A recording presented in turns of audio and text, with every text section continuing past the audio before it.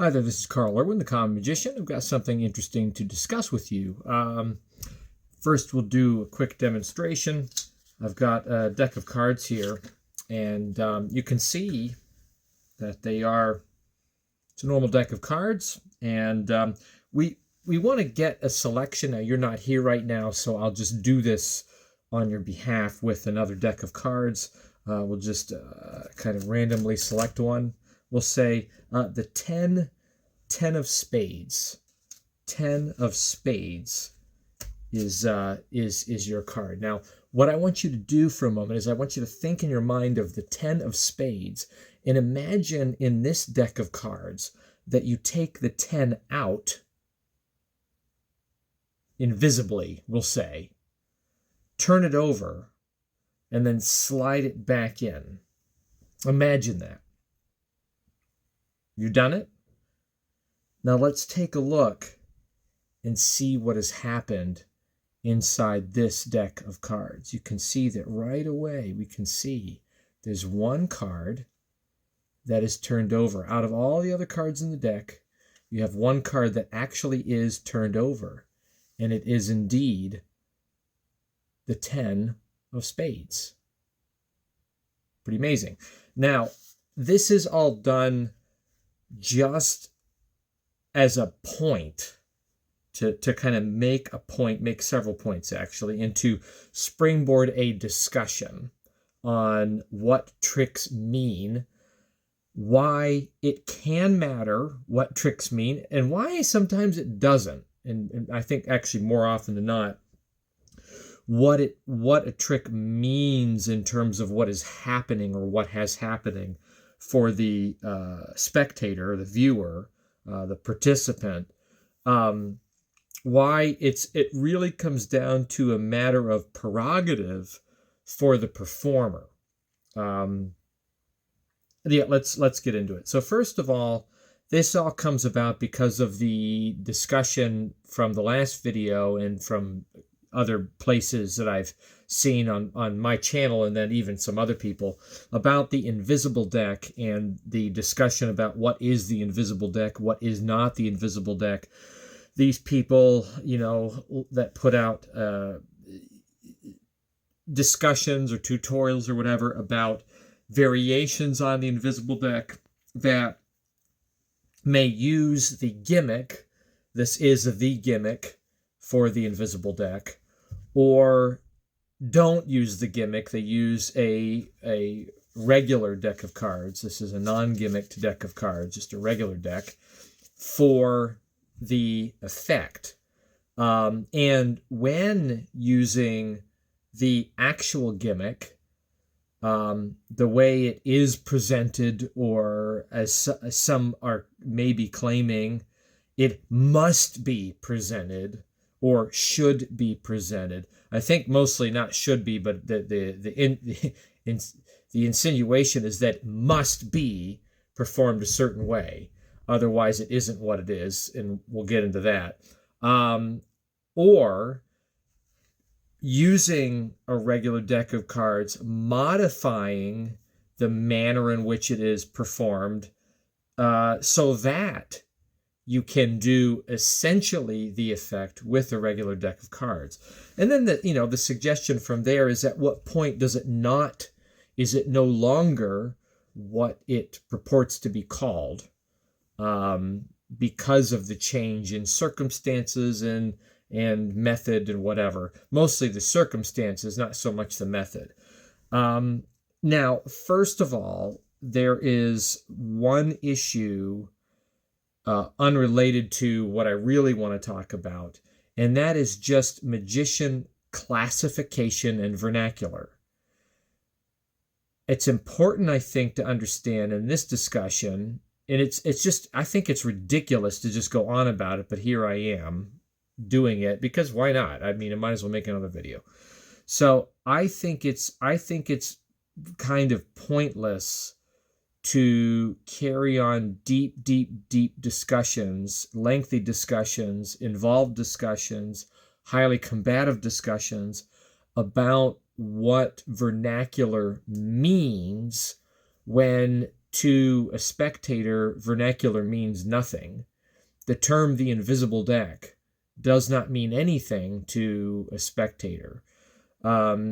You have various, as has come up in the discussion on here and other places many times over, you can have illusions that go by different names and even different methods in different format that don't really follow the exact same procedure and format or outcome, yet they very much resemble the basic same effect.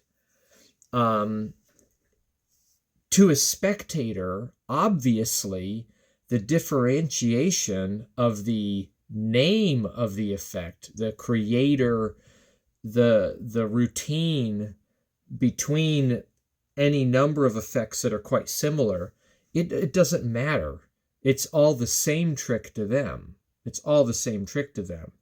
I could do a routine of cards turning over, and maybe one reveal will be a prediction. The claim, either spoken or unspoken, is that I have turned over a card in the deck. Maybe I even do this, and I take a card out, and then I make the prediction, I put it in there, and then they name a card, and then it's shown to be the card. Now, the only difference here in doing what I did versus how the invisible deck is being purported to only ever be performed is that I actually did the motion of doing the thing that I'm merely implying or stating that I did ahead of time. So what we have here is a differentiation between something that was done out of sight, out of mind, ahead of time, versus something that was done within the context of the boundaries of the presentation. Otherwise, it's the same thing, right? So this is a prediction of sorts. And the one claim here by an associate of mine on YouTube here is saying that the invisible deck is only ever that. It's only ever that.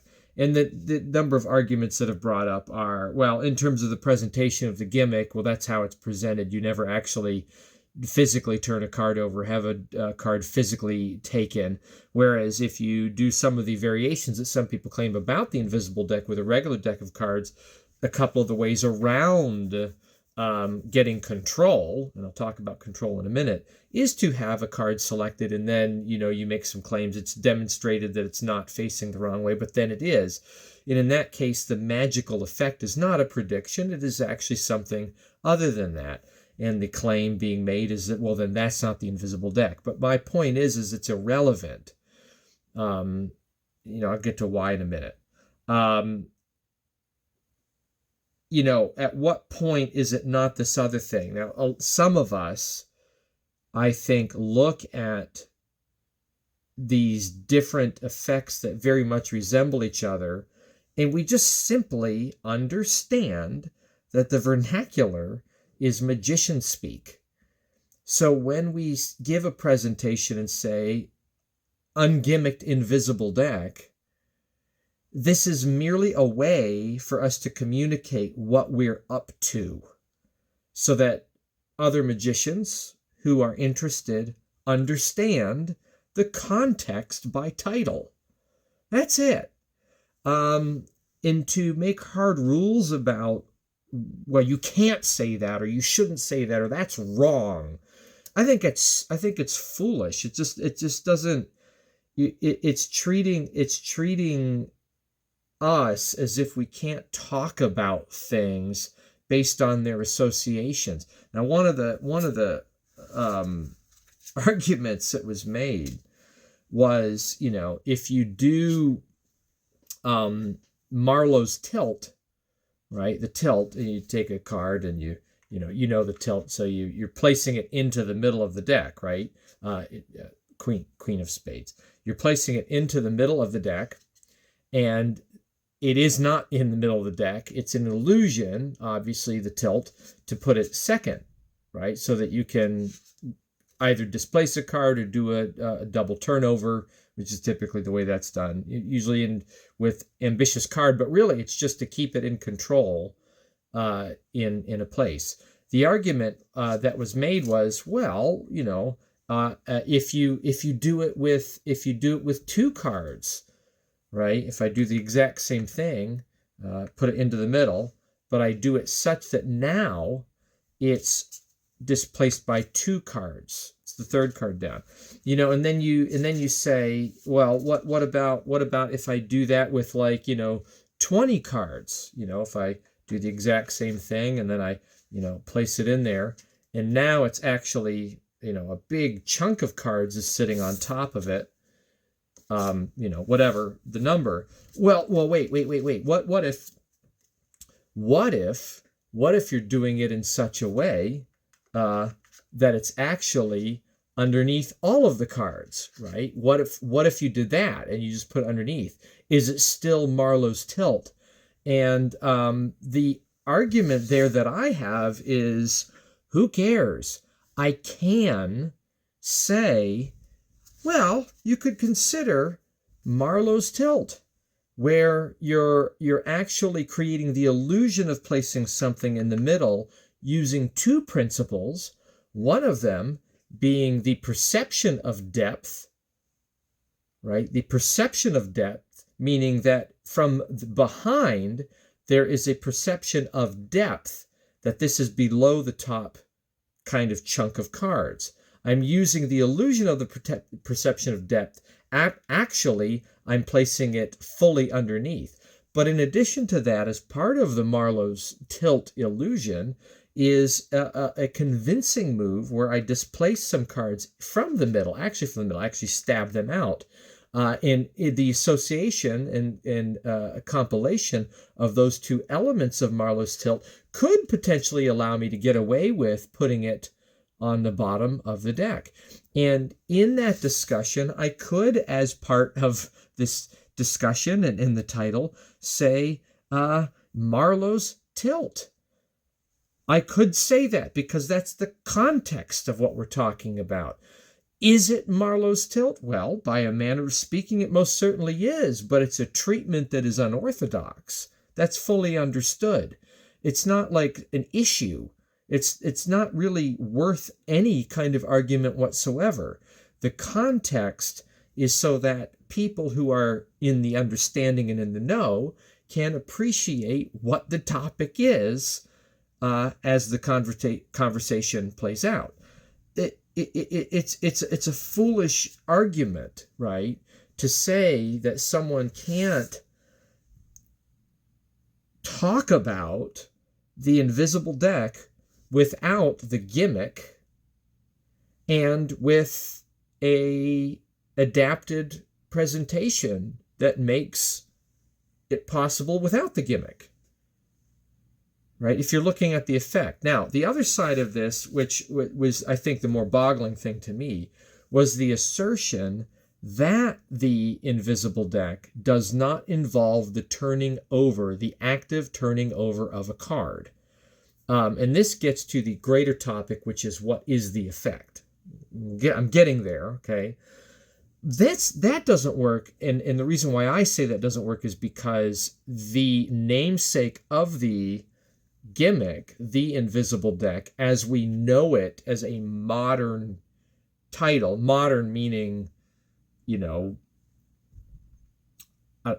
how many decades now it's been under that title, since that title was given to the gimmick.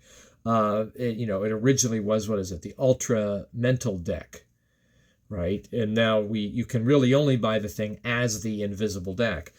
It comes from a presentation where the claim is, I have a deck of cards right here. Take out a card or name a card. Imagine you take it out, turn it over, put it back in, right? And then the cards are either put away or associated with another physical deck of cards in which it is demonstrated that the thing that is purported to have happened has happened, right? Now, that's where the namesake comes from. It's from that specific presentation, which is a cute physical occurrence. Now, the argument that I got in this gets into the real issue about what an effect is. And that is to say, now come on. This is the argument. This is the argument now. Now, come on, Carl.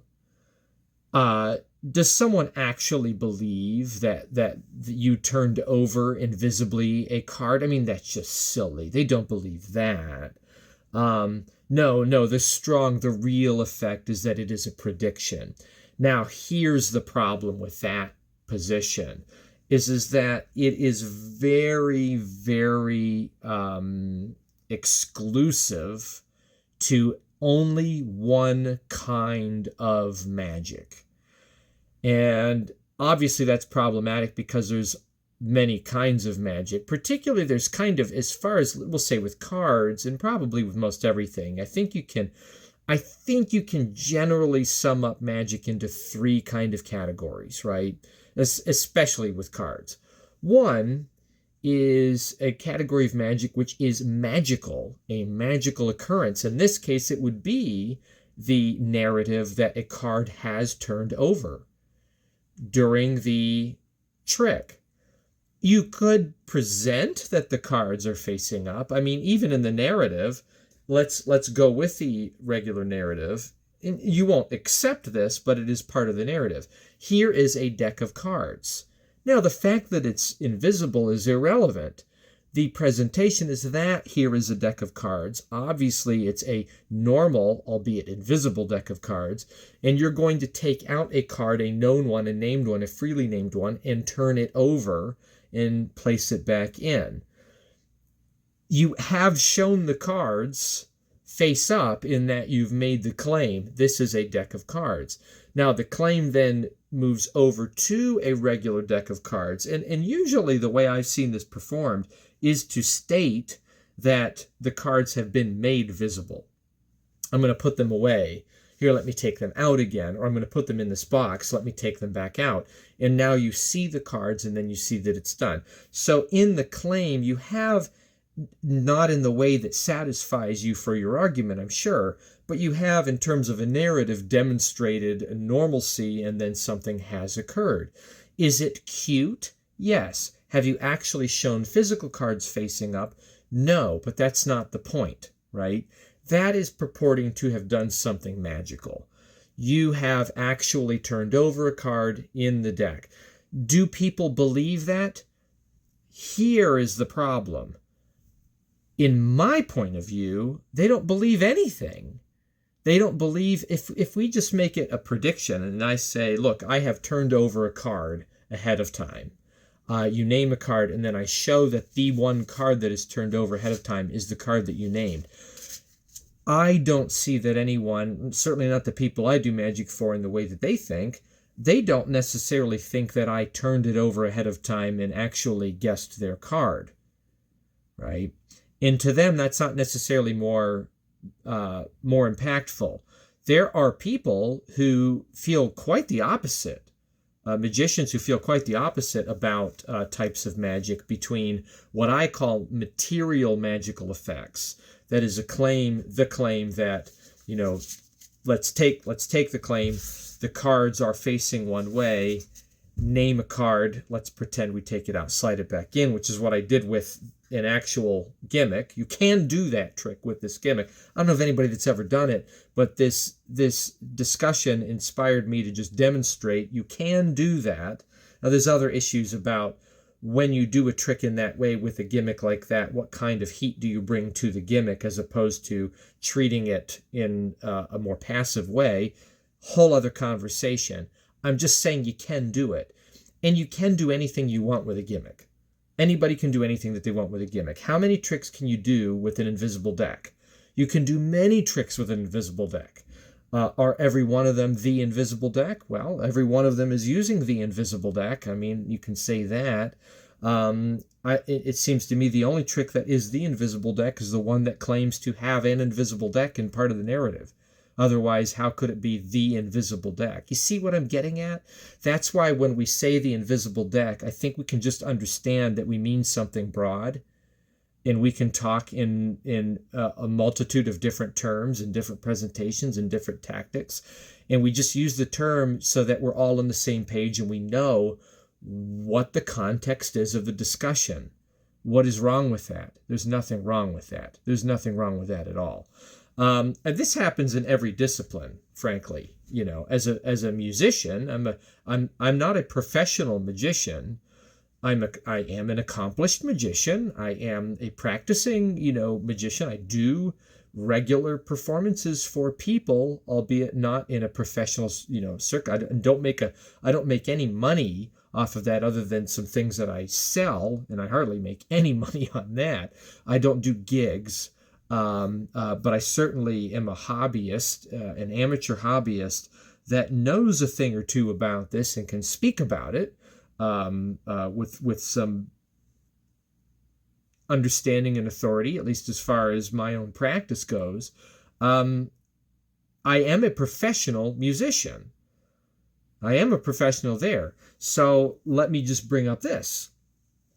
Someone could watch, and I love film music, by the way. As a composer, most of the music I write is for film. It's for short films, independent films. It's most of the work I do in terms of composition work, not teaching. My main job is teaching. But in terms of music composition, most of my compositions in film. I love film music. I think it's a wonderful thing. Someone might see a movie like 2001, A Space Odyssey, classic movie, Stanley Kubrick, and they might refer to the theme from 2001, A Space Odyssey. And they might play the piece of music, and say, this is the theme from 2001, A Space Odyssey. There are some fancy pants people out there in, the music profession that would really cringe at that and say, oh, no, that's Richard Strauss's Also Sprach Zarathustra, a tone poem. That is not the theme from 2001, A Space Odyssey. That is a work of art music, a romantic art music piece that has some deep philosophical reference to it. And they'll go on, and you can write papers about this, and just absolutely despise the reference of that wonderful piece of music as the theme to 2001, A Space Odyssey. But the fact of the matter is that it is the theme to 2001, A Space Odyssey. Just because you have a different perspective doesn't change the reality of it. Right? You may not like it. You may wish that it wasn't used in that way or referred to in that way, but it can be. It is, right? It's not merely that it doesn't even have to be shoehorned into being called that. It actually is the theme because it was tracked music rather than composed music for the picture. It's how Stanley Kubrick did a lot of his movies. It was tracked music from pre-existing work, right? Same picture, you could say, or some other theme, the space station theme or the rendezvous theme from 2001, A Space Odyssey, referring to Johann Strauss' Blue Danube, right? That's another reference. It's a tracked piece of music that has an association in pop culture through a movie, but it actually exists in another way, on a completely separate, unrelated level with a completely separate context. Nonetheless, it is both at the same time. Why can that not be okay? Can that not just be okay? Seriously? Do you have to fight over that? The argument about this is to say that to pigeonhole someone else and say that you're saying that it has to be this. I'm saying that it's so much more. Give me a break. I'm saying that these things are so much more, right? The idea of the invisible deck, be it for the gimmick or for the presentation, I'm the one that's saying that you have a lot of latitude in how this can be presented, and we still can use the term the invisible deck so that magicians who are interested parties in the discussion can have full context about what we're talking about. This applies not at all whatsoever to any spectators, has no relevance to a spectator. Not at all. It means nothing. It does no harm to any magicians anywhere to talk about effects that have similar presentation in these terms. None. It doesn't. And don't give me some baloney about crediting. Nobody's being harmed. We're not selling things without credit. We're just talking about terms and vernacular that is commonly understood between people that are within a discipline. Happens all the time in every discipline. Okay, so back to the issue about what effects mean. Okay, because I think this is the discussion that it got turned into as a means to create an argument when the original argument failed. Because I think the original argument failed, and that was that, well, the invisible deck is one presentation one way, until it was brought up that no, it's not. It's actually a narrative that you personally don't like, but that's where the name comes from. What do effects mean? We talked about material magical effects and mentalism effects. Now, this idea here that a spectator finds one thing more believable than another, I find to be complete rubbish. It's my experience that every spectator finds all unbelievable outcomes to be unbelievable. That's why it's fun. That's why it's a puzzle. They don't find it more unbelievable or less unbelievable that they actually invisibly turned over a card any more or less than you saying that you predicted what they would do. The effect happens with a certainty. It's not actually a chance. It's a certainty. I mean, it is a chance 1 in 52 if you're doing the math, but the spectator appreciates and understands that that's not the method. The method is something certain. Now, it brings up the question is, how much does a spectator actually think about this? It's my experience that they don't think very much about it. They will briefly entertain the fact that it is unbelievable and therefore what is being claimed is untrue. Either way. And then they will simply just give up and enjoy it. And the reason why they will give up and enjoy it is, to most spectators, this is all child's play. This really isn't important. It's not important to understand how the magician did what they did. Right? Only for magicians does it ever become important to understand. That's why it's just funny to me, where you can have an effect that has rules surrounding it. And there's so many effects that are like that, where there's regulations that have to be satisfied. And a magician can watch another magician perform an effect where the rules are not satisfied, but there's something going on there, or rather something not going on there, where even though the rules are not followed, one magician can look at another magician performing and say, yeah, but I didn't see what they did. In spite of the fact that the rules weren't followed, I still don't understand what they did. They could not have done the thing that I expect that they should have done, and now I have been fooled. And now I, as a magician, looking at a magic trick, will obsess over what the method was, right? I find it unbelievable, like the regular spectator, that this thing has happened. And I know that there must be a method, but I don't know what it is. And it will drive me bonkers thinking about it, right? In this respect, I think when a magician is fooled, it hits harder than when a regular spectator is fooled. Because a regular spectator is not stupid, is not a fool, right? They, just like the magician can be fooled when something is done that they can't appreciate in terms of method. They just don't care to the degree that we do. in most cases. They just accept it and smile and move on. You can go to a child's magic show, and I've got kids. I've been to many children's magic shows, at library events and whatnot. And, I, as a magician, there's rarely any time I ever see a trick where I don't know what it is. But I look at all the other parents in the room, the kids just believe that it can happen. So that's why children's magic is so difficult, because a child actually believes that a card flipped over invisibly. I mean, that's a whole other issue. But when the adults watch it, they'll go, huh, and they get the puzzled look on their face. And what do they do 2 minutes later? They leave. They don't think any more about it. It's a magic show, and they don't know how it worked, but they know that there's a puzzle to it, right? So this claim that a material magical effect is not as good as a mental magic effect is just ridiculous. It's insulting, frankly.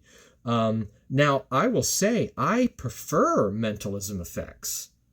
I actually prefer that. I prefer chance outcomes. I prefer the more cerebral things. That's what really I enjoy. But it is insulting to say to other magicians that, there's actually types of magic that aren't very good. Material visual magical effects. They're not as good as mentalism effects. Where do you get off? It doesn't make any sense.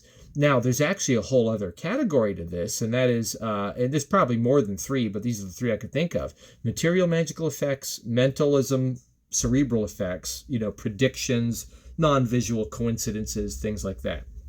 The other one is card control. Control effects. Control effects are actually inherently not magical at all.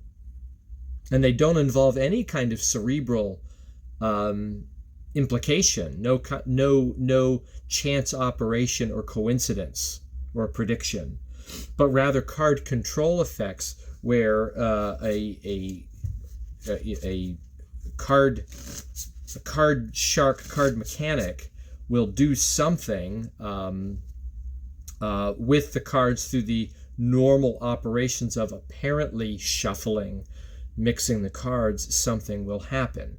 Right, just very simple, any kind of thing where, someone's looking at this and they're thinking, well, they're getting mixed up, and whatever happens, and then the outcome boggles the mind. Whatever that is, it was done through apparent card control. It's a one kind of magic that can be done, again, non-magic magic, that can be done where the spectator actually knows what the method is, but not specifically. They know that the card mechanic is controlling things and that they are generating an illusion of apparent mixing or change to the cards that is not true, right? They actually know the method, yet they don't know it intimately, and then in there they are impressed by what they see. And they walk away with the same wonder as if they saw a magical effect or participated in a more cerebral effect of a prediction or a coincidence operation. But these are distinctly three different things. Now, I've actually heard magicians who do this, they do card control. I've heard them complain about how mentalism is not nearly as good as card control. There are card mechanic operators who make that claim. They'll say, well, a chance operation of a card, go to any card, any number, that's always the low-hanging fruit on this. A card being at a number, well, that is a 1 in 52 chance operation. It's far better they would say, for the card mechanic to claim control, because then you're actually making a claim on something. You're demonstrating a thing. Whenever you're doing a prediction or a chance outcome, you're not actually doing anything. You're not claiming to have done anything. You're just getting apparently lucky in that moment at high risk. That's the claim of many card mechanics, right? Do you see how these different perspectives can get combative with each other. I'm of the opinion, right, that I have what I like as a spectator myself. And I actually enjoy all three of these very much, and I do all three of these at different times. And I can say that as far as the magic that I perform, I do tend to do more of the mentalism things than probably more of the card control things. And lastly, probably the magical kinds of effects that are more visual. I kind of tend to that in terms of my material in that order. But I would never actually pick a camp and say that one is better than another. Why would you pick a fight like that? It'd be like me as a professional musician saying that one type of music is inherently better than another. I could make the claim, I think more justified, I could say that one type of music serves a function that it's intended for better than a type of music can that is not intended for. That's a totally different claim.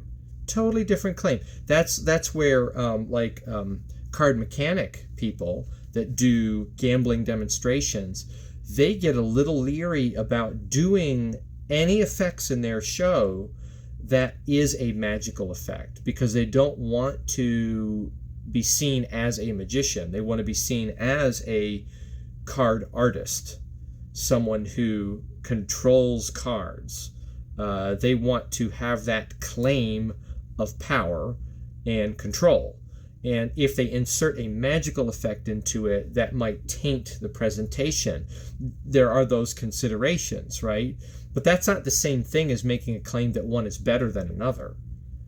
You see, that's just saying, well, one piece of magic serves a function specifically for its intention better than another piece of magic could possibly serve that function which it's not intended for. Right? And these things can go in different ways. Likewise, someone who does a mentalism routine, a show, when they incorporate card control, you're kind of getting off the mothership. You're getting inconsistent. You can do that. I mean, some magic effects or some magic shows will incorporate pieces of all three of these. You can do that. But by choice, some artists will choose to kind of stay in a lane, right? And those arguments certainly can be made without doing violence to any other one, right? But this idea that, like with the invisible deck specifically, to say, oh, come on, the spectator doesn't actually believe that the card turned over invisibly. That's not a very good effect. What a bunch of rubbish. It's cute. That is a type of magical narrative. It's completely valid. People can do that kind of effect.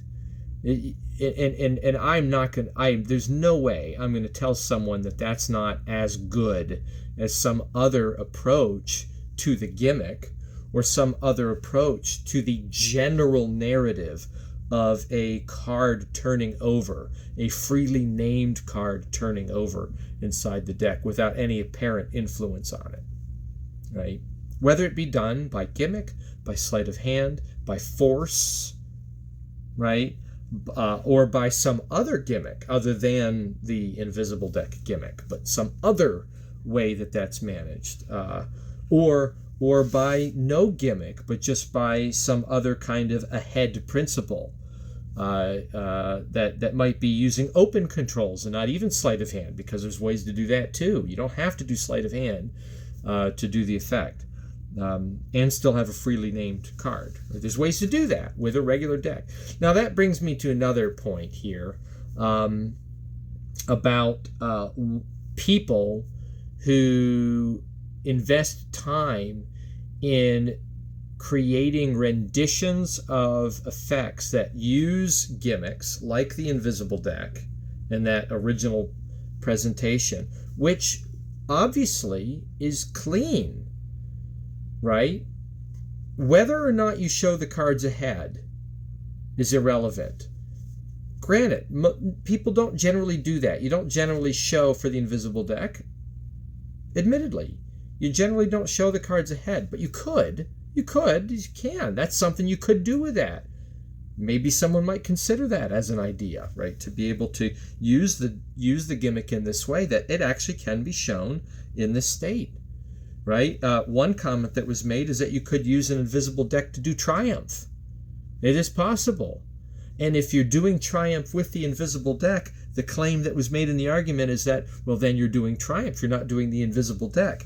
And my point on that is, what on earth are you going on about? What point are you making?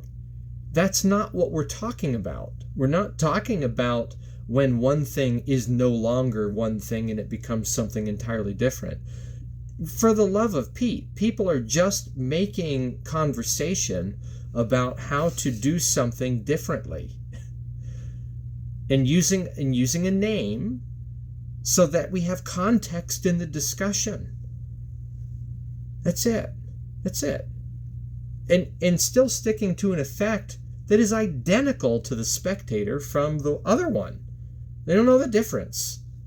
It's just they don't see it differently. Now, one of the examples I gave on this in the discussion that I could share with you is that I knew someone who told me, they said, I saw this trick at a party. A magician was at this party. They were hired. They were doing tricks. He came around, and this was the actual other presentation, the prediction type, where he said, name any card. And I just named a card. And he took the cards out of the box, and he spread them. And the card that I named was the only card that was upside down in that deck. It was the greatest trick I've ever seen. They told me this, right? I said, oh yeah, I know the trick. And he said, can you do it? Can you do that trick? I said, yeah. And I took a deck of cards, and I did the trick right there and then. And one thing that I listened to as he was telling me this, he said what impressed him, the thing that just blew his mind, he said he didn't do anything to the cards. Like he didn't handle them. He didn't shuffle them or anything. He just took the cards out and spread them, and there it was upside down. And the fact that this person was telling me that they were impressed by the fact that they didn't handle the cards gave me a method by which to do it. All I had to do was make sure that the method I used did not involve handling the cards. That was it. So I did the trick, the exact trick, the one that he when I was done, this person said, that's it. That's the trick. That's the one I've seen. It wasn't the trick that they saw, but they don't know the difference between the angle that was used to get that done and the one that I used to get mine done. In my case was equivoque. I just used equivoque. That was it. I forced him down to a queen that I had turned over. Actually, I had a couple, right? I've talked about that rendition. It's one of the ones I've used. I just had, two red queens turned over in different areas of the deck, one in the top quarter, one in the bottom quarter. I just got them down to that. And as far as they knew, they made the free selection. The fact that they did it by variables did not ring to them compared to what they did before, because what they were impressed about was the fact that the cards were not handled. You see, in their mind, the only way that the trick could have been done is that the card that they named was turned over by the performer. So if you come up with a method that doesn't do that, well, have you not done the invisible deck? I believe you have. It would seem so, especially if that's convincing. Now, as a magician, you can gripe and complain and moan and say, I don't like equivoque. Whatever. It doesn't matter. That people don't know this vernacular. They don't know the terms. They don't know the methods. They don't know the approaches. And you're going to have to cheat something somewhere. I mean, if you go over to this, what are you cheating with the gimmick? Well, they certainly can't see those cards, right?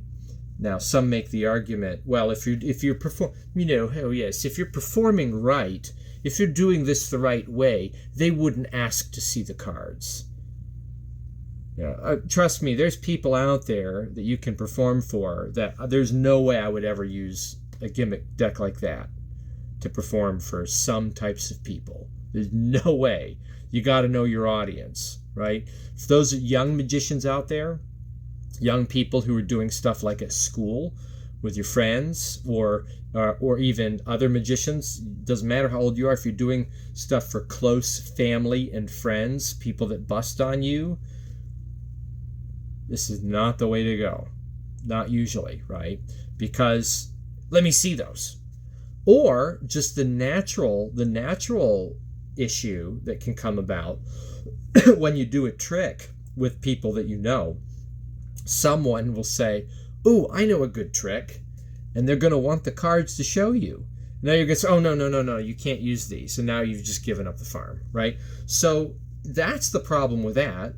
That is a problem with it. Now, if for a professional who has professional distance with their spectators and the ability to manage their time because of that professional distance, absolutely.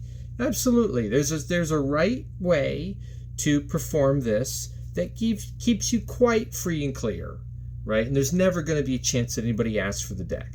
But that's a problem, right? It's a good reason to cheat, to cut your corner somewhere else. In this place, we're cutting a major corner. The deck can't be examined, right? In this other one, the equivocate one, well, it can be examined. It can be examined. You're cutting your corner in somewhere else. You're cutting your corner in the method for selection. You're using some kind of a force. But as much as this can be done a right way in right circumstances so that nobody asks for the deck, as much this can be done in the right way in the right circumstances so that nobody questions the selection. It's the same thing. You're just trading one thing for something else somewhere. Okay? And I don't need your permission, and nobody else needs your permission or anybody else's permission to make that point and to investigate those kinds of strategies, right? So, the takeaway from this is what kinds of claims are being made here. I don't think it is fair at all to say that one particular kind of magic or presentation is inherently better than another one, or to suggest that spectators, normal spectators, real spectators, as we'll say, don't question mentalism. Yes, they do. They don't buy what you're saying. They know you're fibbing. They know you're lying. They know there's a trick. They don't know what it is. And they don't care that much. They just don't. They care enough to be entertained for a few minutes, and then after that they move on and talk to adults, as Gregory Wilson likes to say. Is a problem with magicians, right? Is that what we do, even if you're very good at it and do it at a very professional level with adults, there is a sense in which what we're doing is kind of child's play, right? They're not going to really dwell on any of this stuff for any great period of time like we do. We dwell on this stuff all the time, but they're not going to do that. It's not going to hit them as hard as you think it really does, right? They might as well buy into the narrative that the card was invisibly turned over. They might as well buy into that. It's cute. Because the idea that you predicted what they're going to do and turn the card over ahead of time is equally as cute. It's not as serious. It's not more serious than the other option, right? I mean, you come into all kinds of issues even with that. Let's say, just for the sake, they say 5 of diamonds. You take out the cards and you show the 5 of diamonds turned over, right? Let's say you've done that. They probably are more likely to ask the question to themselves, how did you turn it over? Not the question, how did you know what I was going to say? right? The first place the logical mind more likely goes in this instance is not what super brain power did you have to know what I was going to say. Now that's the implication of it, but they're probably going to say, how did you turn it over? And the reason why this is the subconscious question, and probably the foremost question, how did you turn it over, is why, if you can know what my thoughts, why would you use a deck of cards to do it? Right? It's the standard mentalism question. Tell me what I'm thinking. Right? And that's why, you know, people like Banachek, you know, some of those people that do pocket writing kind of techniques, they say that that's why that's powerful, because it actually gets you to that point, those kinds of techniques or other kind of writing devices, right, where you could put out that kind of a presentation that you are showing the spectator what they are thinking. Now, it depends on one critical issue that it's hard to get around, is that they got to first tell you what they're thinking before you can kick it back at them, right? But that's why I don't really think this is as strong as you really want to pretend that it is. That when you do a trick like this, where a card is predicted by having been turned over, and you show that, the very fact that you've done it with cards and with one choice out of 52 identities, that in and of itself is pointing to some kind of methodology, some options that might be available. Number one being sleight of hand. How did you turn it over? Right? I didn't see you turn it over, but you must have turned it over based on my choice. I think that is something you're not accounting for. Anyway, a lot of discussion on there. You know, I'm leery of making exclusive claims. That's why I'm not making an exclusive claim. I'm making a broad claim that, yeah, I consider, and a lot of us consider, to kind of, you know, turned over card effects to be the invisible deck. The invisible deck as a gimmick is a turned over card effect, either by prediction or by the narrative of turning one over invisibly. And either one of those is fine. It doesn't matter. One is a magical effect, one is a mentalism effect. Both are valid. To you, one might be better than another. I wouldn't make that claim because I think it's extremely pretentious. I just don't know where I could get off doing something like that, but you do you, that's fine. But yeah, you know, it's a turned over card effect, either by prediction or by event. And if you import that away from the gimmick into a regular deck of cards, it's still the same effect. And when I'm talking to magicians on here in social media with magicians, I think well within my rights to say, you know, impromptu invisible deck, and talk about something, you know, in terms of methodology, very different from the gimmick. And even entertain the idea of, you know, pre-show, in-show, pre-show kinds of concepts, where someone could take a card out and look at it, and you have kind of a setup to what's going to happen, and then you redefine the boundaries of the effect. Okay, so now you're thinking of a card, right? And it's free. You could have thought of any card, yes, even though it was a selection. I've gotten myself to that point. That is a principle in magic. You might not subscribe to it. You might not agree with it. It might not be your cup of tea. It might not be the kind of magic you do, but it is available. And I wouldn't discount that and tell someone that, no, you can't do that. That's just not how the rules work. Real magicians know better than that. The rules don't work that way, and you just don't know enough.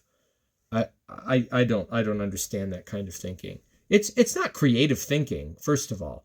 When you start acting that way, you turn into someone who just buys effects and performs them. You don't create anything.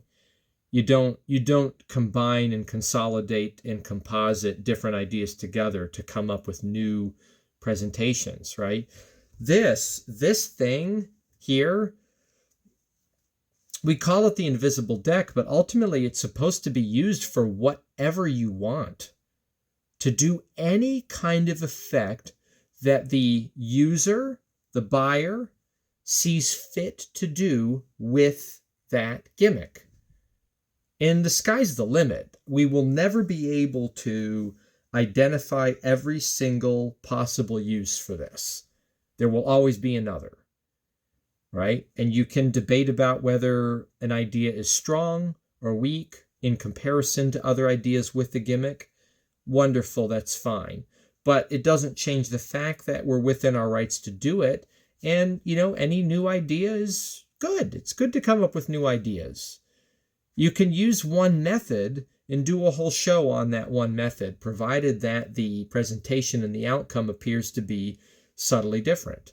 And you can do that with this. You can do a lot of different effects with this. Some of them predictions, some of them magical material magical effects, an operation that's happening.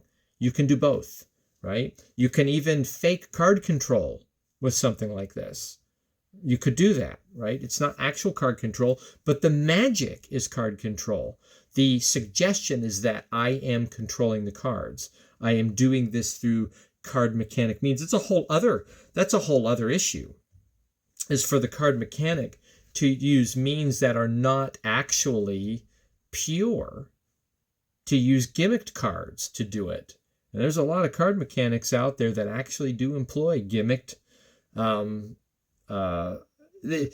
put it this way: you should assume that a very good card control artist is using or is willing to use every means available to them. And that might mean stripped cards, short cards, crimped cards, modified cards in whatever way you can imagine, right? So there's that. You can use kind of the things that are typically associated with magical material, magical effects, and mentalism, both, and use them for mechanical magic, mechanical card magic, right? Card control magic. So all this stuff interweaves and intertwines, and I would never exclusively divorce them from each other and claim that one is better. And then as far, again, in summation, as to what is believable, all of it is unbelievable. There's not one way that is more believable than another. It's just the effect is different. Right? It is if you're doing magic of any kind, either material magic, physical magic, things are changing, some kind of visual effect or material occurrence, or mentalism or card control. If you're doing magic where the outcome is believable, that to me seems like weak magic. Like that, I don't want my stuff to be believable. I want it to be unbelievable. I don't want them to believe that I did the thing I did. I want them to find it unbelievable. I want them to say, there's no way. There's no way you just did that. What did you do? How did you do that? That's the question. The bigger the question mark on the how did you do it, I think the more impactful the magic. And again, it's only for a few minutes because eventually people just don't care. They accept that it's a trick. They walk away. They don't need to know. They don't need to know how it works. They're fine with that. Most people are. Okay. Anyway, just more on the discussion and why I think it's, a waste of time to keep going around and round on it. I think it is perfectly acceptable for us to talk about effects in terms where effects relate to one another and use terms interchangeably, especially if we're trying to communicate with other magicians so that we can have context about what we're talking about. Yes, there are many kinds of invisible deck routines out there. Some of them use the invisible deck. Some of them do not. Some of them look like a lot of other types of effects. I don't think we need to shoehorn the name into a particular slot in a package and say it only fits within this sealed envelope on the shelf of the store. I find that to be utter nonsense. I think we can use words better than that. So there's my $1.50 on the topic. Anyway, got another video out of it. Post your thoughts Post your thoughts at your own peril in the comment section below. I probably will reply in some way. But those are my thoughts on it. I take a very broad view on this because I like having conversations, and I like making videos, and I like communicating, and I like teaching, and I like learning, and I like sharing, and I like creating. And if I didn't like doing those, then I would put everything in neatly into its box, and I wouldn't make these videos, and I wouldn't have a channel. Good luck with that. Happy magic.